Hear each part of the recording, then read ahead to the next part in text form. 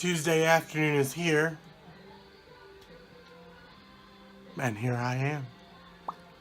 Welcome to Tuesday, everybody. It is Tuesday. As you can see, the day is almost over.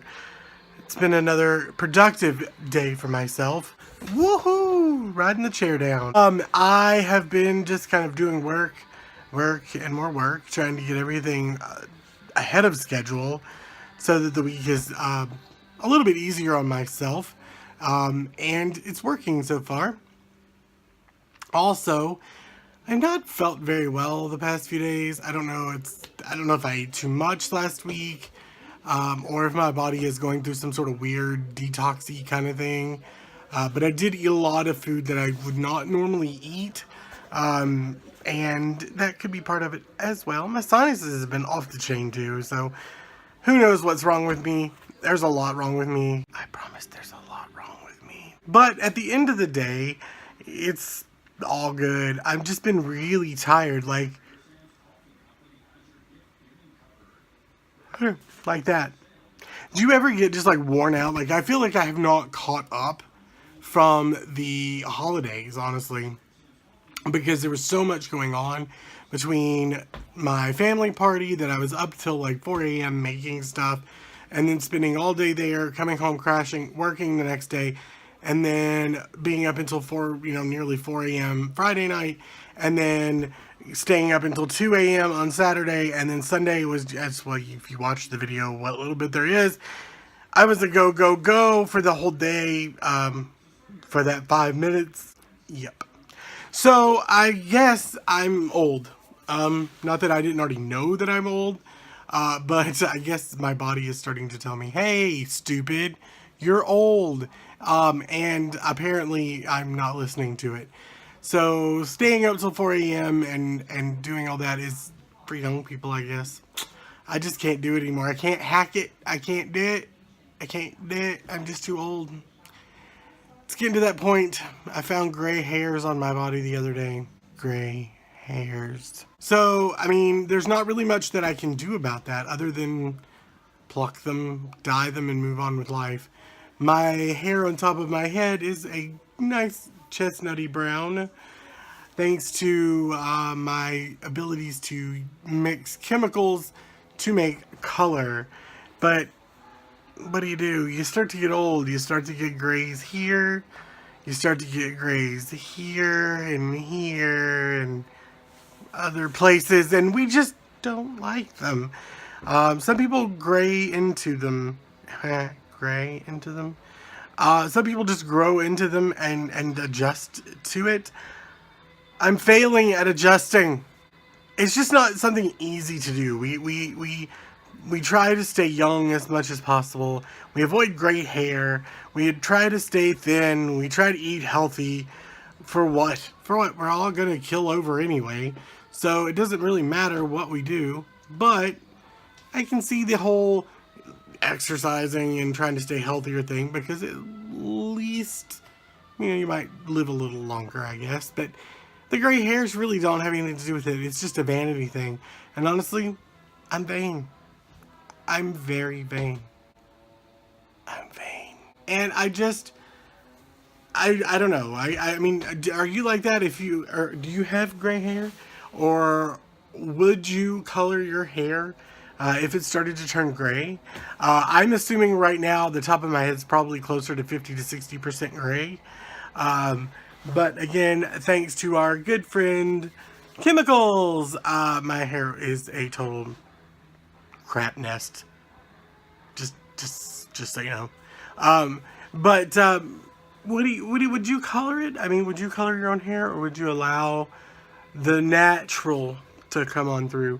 I personally will color it probably forever, because I colored my hair long before grays ever became a thing in my life, and I'll probably continue to color long after I probably am bald. And that doesn't seem like it's gonna happen, but you never know. It could happen. I mean, I'd probably look strange bald. I have a weird shaped head. Anyway, so that's pretty much Tuesday. I've been flopped around. I managed to wash dishes. I went through a couple of meetings. I ate a half a container of Cool Whip. And that's pretty much it. That's pretty much all I've done today. Well, besides work, I've done quite a bit of work to kind of keep myself, as I said, on the ball, so to speak, so that I can stay ahead of schedule and I'm not so rushed. Didn't go to the grocery store last night. Just did not feel the need, or want, I should say. Honestly, not feeling the want today either.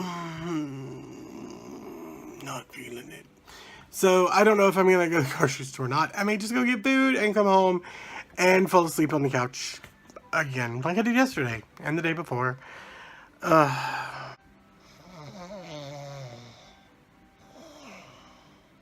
So anyway, I really am just exhausted.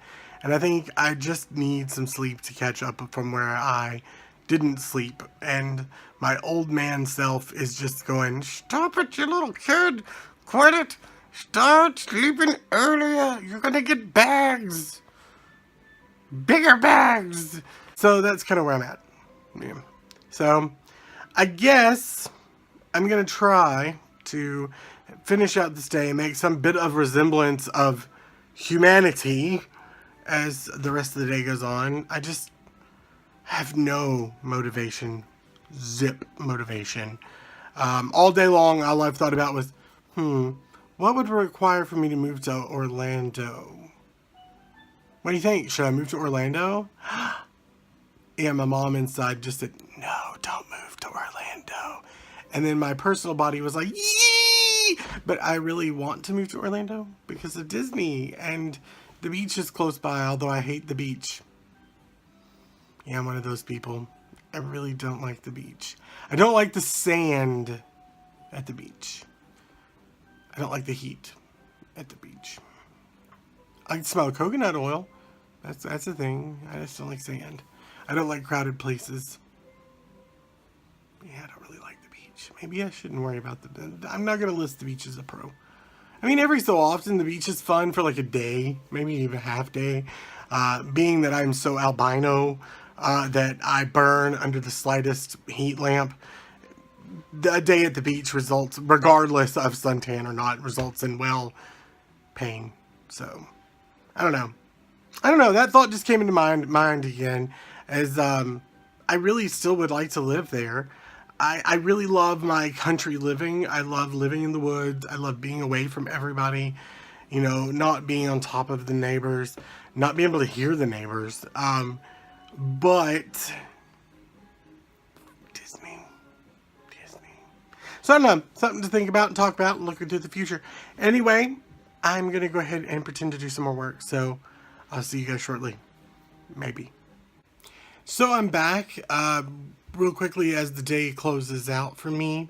And I realized today is the 1-year anniversary of the Gatlinburg wildfires that ripped through this city and parts of Sevierville last year.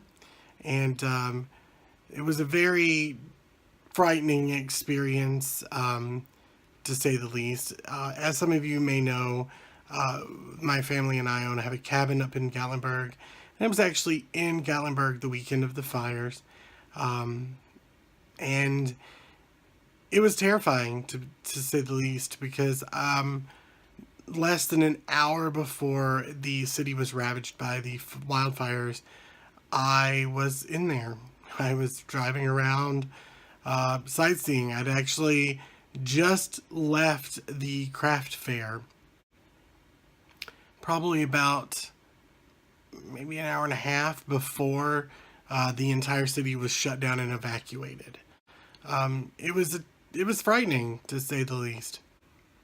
There was a lot of panic in the air for a lot of people, because if you don't know what Gatlinburg is, if you've not heard of it, it is a small town within the nestle of the Great Smoky Mountains National Park. And it is a huge tourist mecca. Pigeon Forge is right next door, which is home to Dollywood.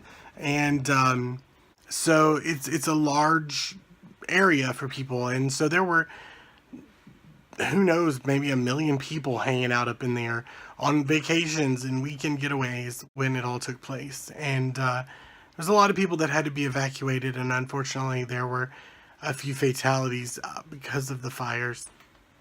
And it really put a hamper on a lot of people wanting to travel back to the area for a while, and slowed tourism down, unfortunately. The city itself was sealed off for quite a time. Unknown what was taking place, what was going on. Fortunately, the city itself did not receive a huge amount of damage, but a lot of the rental properties and cabins that are used up through there were destroyed. The cabin that I used to rent all the time, that really kind of inspired me to want to have a cabin and to spend more time there, was unfortunately lost as well. And I did not know that for several months after, when I went just to see, and all that was left was a hole in the ground and some pieces of things from in the cabin, which I actually, if you ever look when I'm driving in the car, if I have the phone mounted on the car and I'm driving, and you see something on the dashboard, there's a little white and blue piece. That's actually a piece of pottery that was found at the site of what was left of the cabin, and it was actually a part of a pot that was in the kitchen. And yeah, it broke my heart to see that was gone. I had to evacuate. I had no choice. The area in which the cabin is located is nestled right in that zone of danger. And so that evening, I left Gatlinburg. I drove over into Pigeon Forge to have dinner. And as I finished dinner, I started back into Gatlinburg, and they had the road closed. At this point, I had no clue what was going on. I just assumed it was an accident. The road going to and from is very windy, and accidents happen, and I figured, well, somebody may have had an accident and they've closed the road for safety. I did not know that the entire hillside was on fire. And so trying to get back home, I know several back ways in. So I began my route to take the back road in to get home. And I got about halfway there and could not make it any further. Along with the fires and everything, there was an oncoming storm, windstorm, with gusts of 70, 80 miles per hour, and had knocked down a tree. And I could get around it, but it was still enough to prevent me from going right down the road, let's just say. When I got to the tree, there was a woman and a man there trying to move it. And they lived at the house there, and she was informing me that the road is closed up ahead because it's on fire. And so, of course, in a panic, I was like, well, I'm not going to be able to get there this way. So I turned around and started back to Pigeon Forge. Now, keep in mind, the roads I'm on were very small. And also keep in mind, at this point, the smoke and ash that was pouring from the sky was so thick. Everything was orange. It looked like you were looking through a filter. And it was absolutely horrifying. Especially when I turned the corner and I'm driving by a hillside where there's a home, and right behind it, and keep in mind, this home, there are people rushing to get in the car and pulling things out of their house as the fire is coming down the hillside behind them. I did go back through the next day, because at that point they had it under control, and the rain had brought in a little bit of rain to kind of control it, and that house was gone. I did manage to get to the cabin the next morning or afternoon to retrieve my personal items. I managed to get back in that day, and it was a war zone. There was no sound of people. There was no power, of course, and yeah, it was creepy. It was absolute silence, minus the echo of sirens and helicopters, because there were helicopters going overhead, bringing in drops of water, and I was only there for probably 7-8 minutes just to get everything I needed and to get out, because at that point they were still evacuating people. And everything inside was covered in smoke and ash inside the house. And driving out, all the grass was on fire still. The pavement was melted, signs were melted, and we were lucky to be able to get out unscathed and to still maintain our home. But there are a lot of videos on YouTube if you go in and search Gatlinburg wildfires. There's one where a man was driving his truck through the heart of the wildfire, and I will warn you, if you watch it, it does have some explicit language, but that could have been me, because I was driving through those areas, and there are pictures that I have that literally, the video that I was videoing before, and this is before I started vlogging, there's a video of me driving through town, and then I showed pictures of what it looked like the day after, and there were buildings that were there one day and gone the next. So that's still something that's there for me. I realize that it has been 1 year, and I've probably inserted some pictures for you throughout this part, so you can kind of see what it was like and what it looks like. All of the pictures are not filtered. They're just straight up pictures off of my phone. And if I have any video, I'm going to put it in here as well. Alright, so bad news, good news. Bad news is we are now turning around on the road that we usually take to get in the back way, because they have blocked the road there as well. Apparently the fire has now extended into what is called the spur of the road,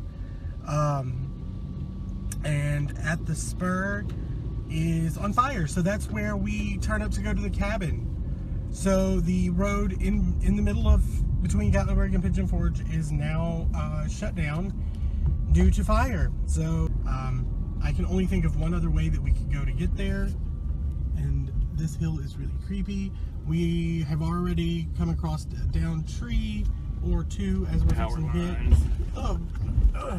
Power lines were arcing when we turned around before we started filming. So business is getting even more real while we are here, and I can't. Dragging a tree limb, son of a gun. I'm just going to flash people so they know to turn their happy rear ends around. You mean like he was fixing to put up a sign that said road closed? No, he was packing luggage. So I wouldn't be surprised if a lot of people were leaving anyway, because it's really, really, really smoky. Really smoky. Like in the car with no air on, and you can still feel it burn your eyes, kind of smoky.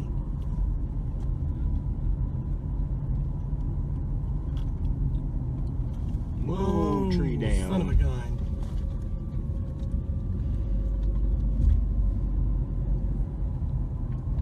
And to top it all off, we have the storms coming, which is causing extremely high winds, which in turn is knocking over trees and power. So there's no power in a lot of areas, either due to the wind or to the fire that has now spread.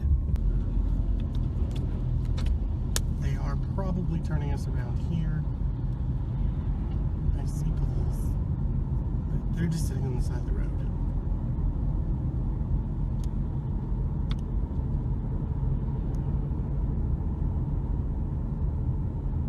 I think they're fixing to close this road. That's what it looked like. Right. Looked like he was fixing to do. All these people are pulled over. What the heck, man? I mean, my guess is if they start closing the crap down, we're just going to head our happy butts to Kodak, which is, what, about 20-30 miles closer to the interstate.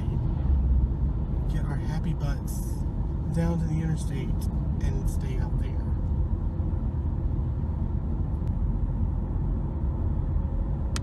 I would imagine the fire was probably started by somebody flicking a cigarette out a window or something. But look at the sky. The sky has turned red. I repeat, the sky has turned red. From the fire. From the fire. Like, it is legit fire red. From the video. Yeah, you can a little. When we get around this corner with all these cars, the sky is red. And the smoke is so thick.